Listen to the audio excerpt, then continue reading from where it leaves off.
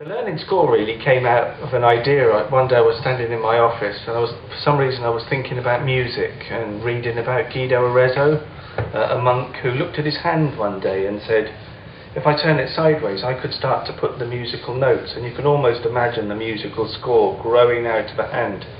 And I've been a teacher for 14 years, and I knew that frustration that when you plan a lesson it's just maybe a written plan.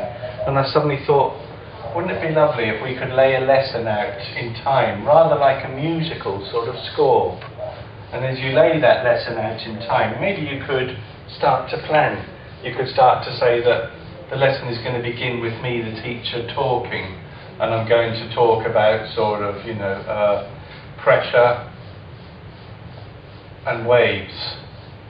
How there's an explosion, you get a pressure wave.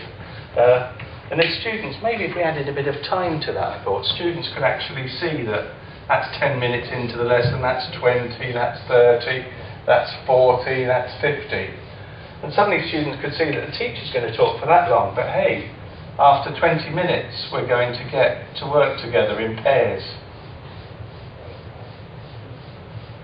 And I thought, wouldn't it be nice if we could actually make a tool that allowed teachers to take a lesson plan and turn it into a score. And that's really where the idea of the learning score came from. How can you lay out a lesson in time? And once you have these little modules, maybe at the end there's going to be a sort of a quick look at a video. Once you have these modules, you can share the lesson, you can go back and revisit, and you can take a lesson and sort of, even the lesson that didn't go very well, adapt it so that it works better next time.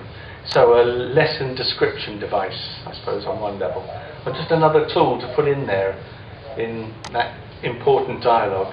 What is it that makes for good learning?